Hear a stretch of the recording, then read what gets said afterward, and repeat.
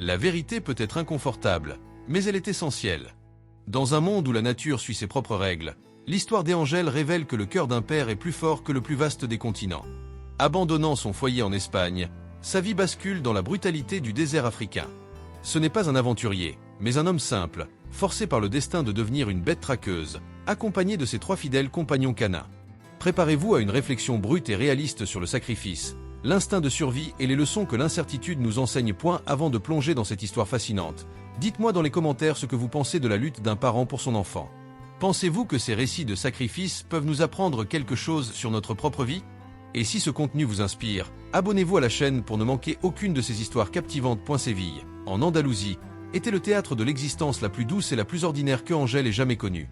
Menuisier au talent discret, ses mains rugueuses sentaient le cèdre frais et le vernis, jamais le sable brûlant ni la sueur de la peur.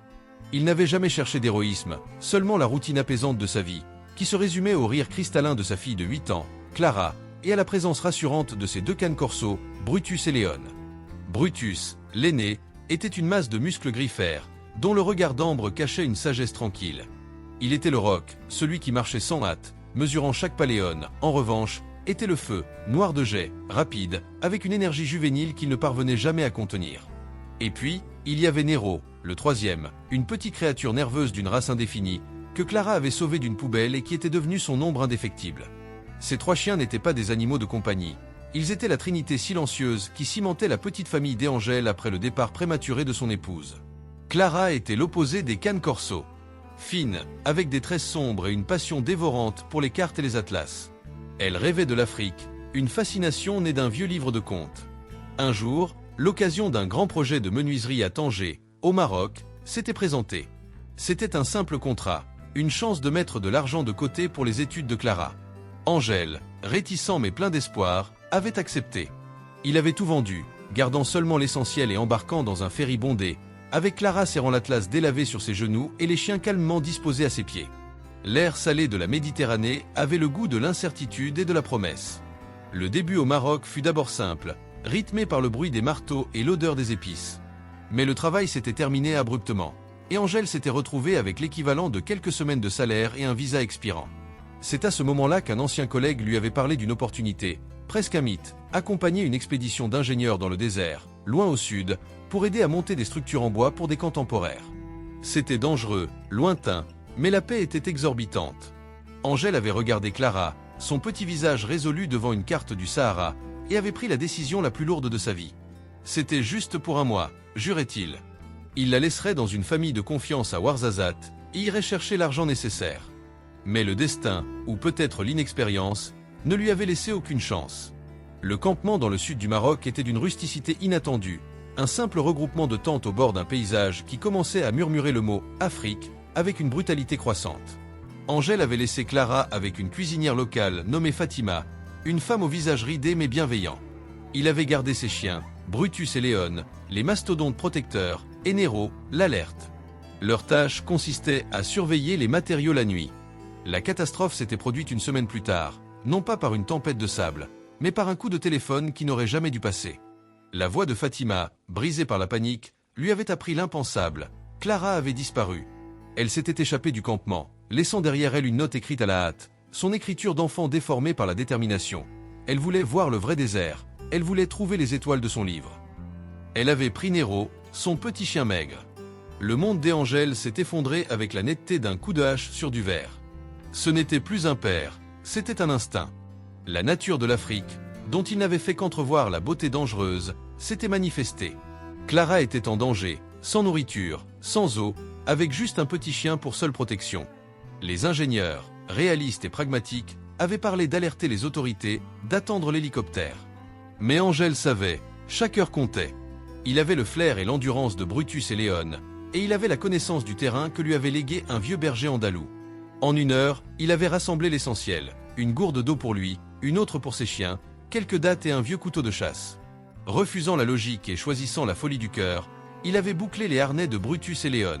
« Trouve-la, Brutus » avait-il murmuré dans l'oreille du cane corso, montrant à l'animal le dernier vêtement de Clara qu'il avait gardé, une petite écharpe rose. Le chien avait reniflé l'odeur d'enfant et de vanille, et ses yeux s'étaient allumés d'une concentration animale, primale. Angel n'était plus le menuisier de Séville. Dans l'aube naissante, tandis que l'ombre de la grande montagne se retirait, il est devenu une bête traqueuse, ses deux géants canins trottant silencieusement à ses côtés, le museau au sol. L'Afrique avait pris sa fille, et il allait lui arracher. La brutalité du désert, qu'il avait tant redouté, était maintenant le miroir de son cœur. La première journée fut un duel silencieux contre la nature. Le soleil s'était levé comme un marteau de cuivre chauffé à blanc, tapant sans pitié sur le dos des Angèle. Il avait choisi de suivre les traces légères de petites bottines qu'il reconnaissait, et l'odeur fugace, presque fantomatique, que Brutus ne cessait d'attraper. Le Cane Corso Griffère était un compas infaillible, tirant légèrement sur la longe, son rythme de course régulier et économe en énergie, tandis que Léon, le noir, servait d'éclaireur et de protecteur, s'arrêtant souvent pour balayer l'horizon de son regard intense. Le plus grand défi initial n'était pas la distance, mais le doute. Angèle, malgré sa détermination, était un étranger dans ce paysage hostile. Au bout de 6 heures, la déshydratation commençait à mordre, pas seulement la gorge, mais l'esprit. Chaque pas sur le sable mouvant semblait aspirer une partie de sa volonté. Il rationnait l'eau avec une discipline militaire, donnant la priorité à ses chiens. Un homme peut s'effondrer, un chien de piste ne doit pas. Vers midi, ils arrivèrent à leur premier obstacle humain. Un petit village isolé, à peine une collection de murs en terre crue et de toits de chaume, si insignifiant qu'il ne figurait sur aucune carte des Angèle. À l'approche, le danger se fit sentir. Les habitants, des nomades au regard sévère, sortirent, armés de bâtons et de méfiance. Les deux Cane Corso, impressionnants, les yeux fixés sur les étrangers, provoquèrent une tension immédiate. Leur taille, leur puissance et leur absence de collier, hormis le harnais de travail, les faisaient ressembler à des bêtes de guerre. Angèle, épuisé mais lucide, fit une chose qu'il n'aurait jamais faite en Espagne, il s'humilia. Il s'inclina profondément, retirant son chapeau poussiéreux, et parla en un arabe hésitant qu'il avait appris à Tanger, décrivant sa fille, sa taille, la couleur de ses cheveux, et mentionnant le petit chien nerveux, Nero. Il montra la photo de Clara, son sourire lumineux détonnant avec le contexte de la brutalité du désert. La méfiance locale, palpable, ne se dissipa que lorsque l'un des aînés, une femme aux mains noueuses, sortit. Elle regarda Angèle, puis ses chiens qui, malgré leur apparence féroce, restaient immobiles, concentrés sur leur maître et finalement la photo de Clara. Elle répondit par un seul mot, pointant les pistes. Elle lui confirma avoir vu la petite fille et son petit chien passer à l'aube, la gamine marchant avec une détermination déconcertante, comme si elle savait où elle allait. Ce petit progrès, la piste confirmée, fut une bouffée d'oxygène qui redonna de la force à Angèle. Mais la rencontre avait coûté cher. L'aîné lui avait fait comprendre qu'il traversait des terres sacrées et qu'il devait partir immédiatement. Il avait échangé quelques dattes et la moitié de sa gourde contre un peu d'eau non potable pour les chiens. Le chemin reprenait, mais la chaleur augmentait.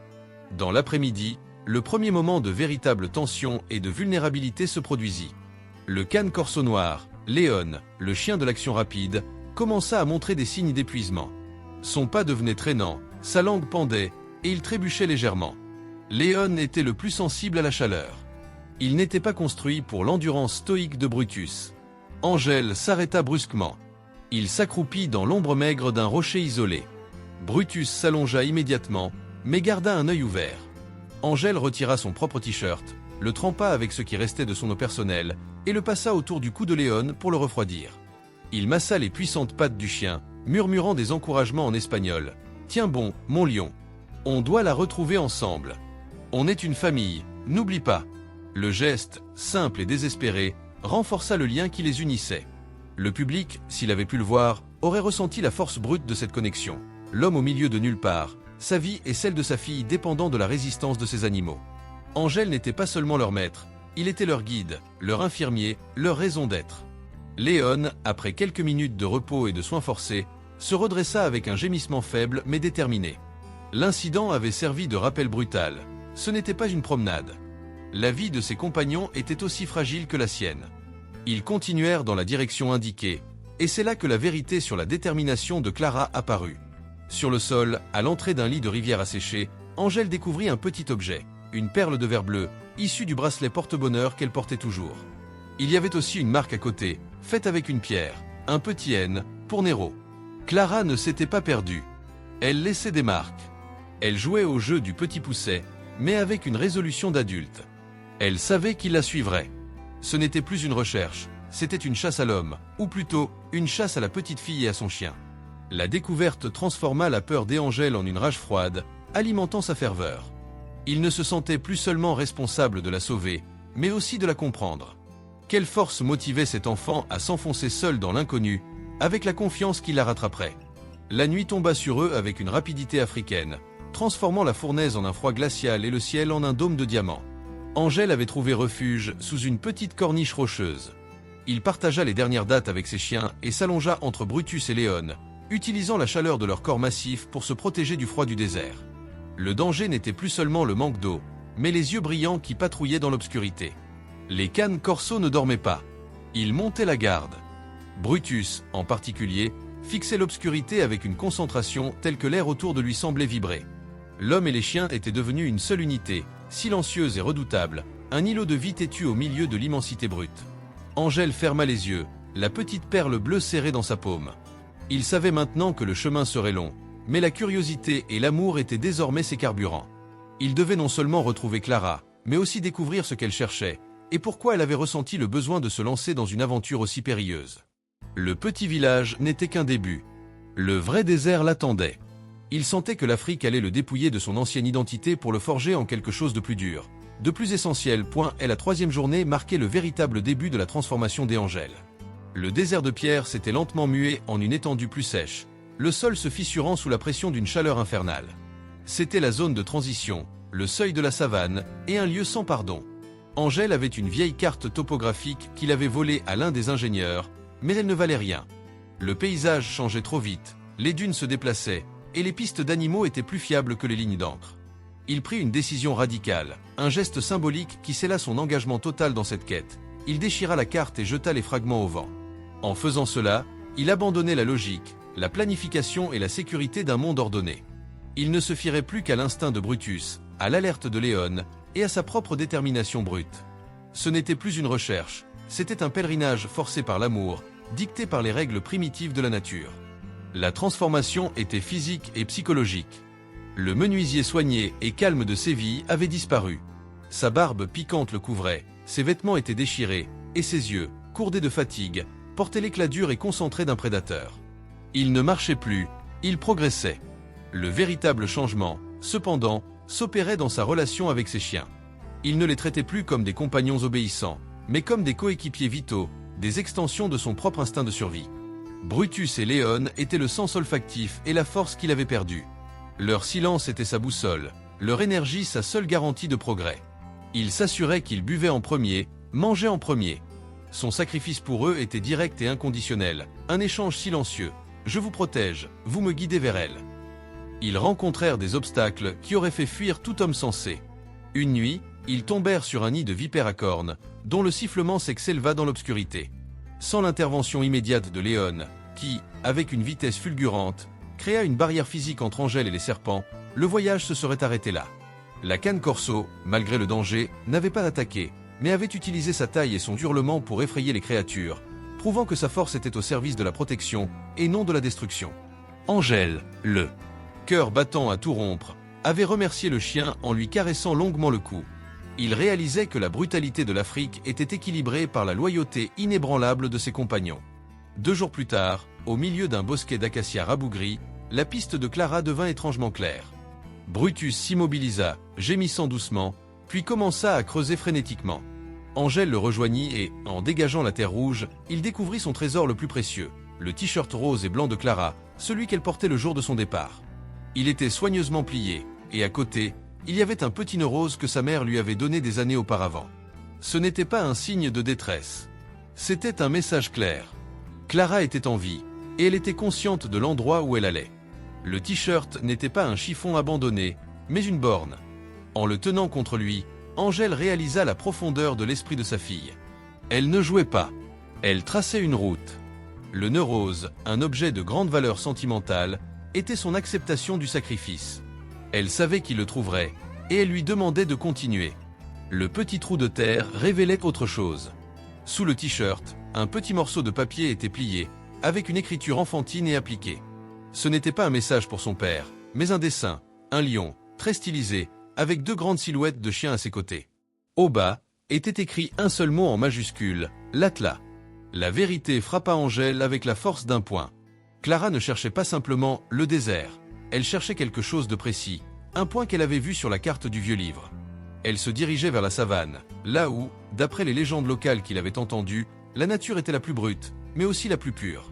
Le dessin des chiens autour du lion était troublant. C'était presque une prémonition, ou peut-être la reconnaissance que la famille, lui, Brutus et Léon, devait l'aider à accomplir quelque chose d'important. La recherche se transforma alors en véritable poursuite. Angèle, désormais plus concentrée, se mit à l'écoute des sons de l'Afrique. La piste menait directement vers le sud, vers les vastes étendues non cartographiées où le sable cédait la place à l'herbe haute et jaune. La décision d'entrer dans la savane réelle fut prise sans hésitation. C'était un territoire de grands prédateurs, loin des villages et des pistes de jeep. Angèle comprenait que Nero, le petit chien de Clara, jouait un rôle essentiel. Sa petite taille et son agilité nerveuse le rendaient parfait pour les tâches d'éclaireur et pour alerter Clara des dangers moins évidents. À la tombée du jour, ils arrivèrent à la frontière. L'air, jusque-là sec et piquant, devint soudainement plus lourd, chargé de l'odeur d'humus, de bêtes et d'une humidité presque imperceptible. Les yeux de Brutus et de Léon changèrent. Leur concentration se porta non plus sur le sol, mais sur les mouvements furtifs dans les herbes. Ils savaient qu'ils entraient dans le royaume d'autres grands chasseurs. Angèle se sentait comme une coquille vide, vidée de tout sauf de l'amour paternel et de l'instinct. Il s'était transformé d'un homme de bois en un homme de terre, prêt à affronter n'importe quel lion, humain ou animal, pour la vérité que sa fille cherchait.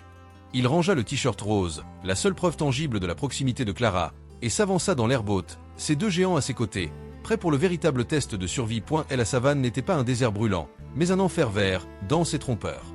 L'herbe jaune et sèche atteignait la poitrine d'Angèle, masquant tout danger. La progression était lente, épuisante, et le silence de mort des derniers jours était remplacé par le bourdonnement constant de la vie, le sifflement des insectes, le craquement lointain d'une branche, et, pire que tout, le silence périodique qui annonçait la présence d'un grand prédateur. Angèle, Brutus et Léon avaient désormais atteint un niveau de communication presque télépathique.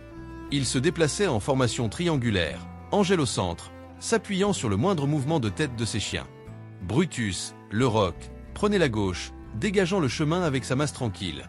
Léon, le feu, se déplaçait en arc à droite, son nez noir travaillant sans relâche. Le moment de haute tension survint le 5e jour de leur traque, juste avant le crépuscule. La piste de Clara, qui avait été fiable grâce aux indices sporadiques laissés par Nero, des touffes de fourrure, de petits trous creusés, menait à une colline rocheuse dominant une petite source d'eau, un point vital dans ce territoire aride. La fatigue était extrême. Ils n'avaient pas mangé depuis près de 2 jours. Alors qu'ils approchaient du sommet, l'odeur frappa les chiens en premier. Une odeur puissante, âcre, qui n'était pas celle du gibier, mais celle d'un grand félin en chasse. Brutus et Léon s'arrêtèrent simultanément, les oreilles dressées, les poils hérissés le long de leur colonne vertébrale. Ce n'était pas la peur, mais l'alerte. Angèle entendit alors un son distinct qui lui glaça le sang, un faible gémissement de chien, suivi d'un cri d'enfant étouffé. C'était Clara. Oubliant toute prudence, Angèle sortit son couteau de chasse usé et se rua en direction du son. Il n'était plus un homme, il était une arme d'amour inconditionnelle. Il sortit de l'herbe haute et découvrit la scène qui allait hanter ses nuits pour toujours. Au centre d'une clairière, près d'un buisson d'épines, se tenait Clara. Elle n'était pas seule. Devant elle, le petit Nero, malgré sa petite taille, aboyait avec une férocité démente en direction d'une masse imposante. C'était un lion, mâle, avec une crinière sombre, les yeux jaunes fixés sur le petit chien bruyant. Le lion, visiblement irrité par le vacarme et dérangé dans son accès à l'eau, semblait prêt à frapper. Clara, figée par la peur, tenait serré contre elle un objet, un petit carnet usé, son atlas de poche. Avant que Angèle ne puisse faire un pas de plus, Brutus et Léon réagirent avec un instinct primaire. Ils ne chargèrent pas en ligne droite, ce qui aurait été suicidaire. Les 2 cannes corso, formés pour la protection et non l'attaque en meute, encerclèrent le lion.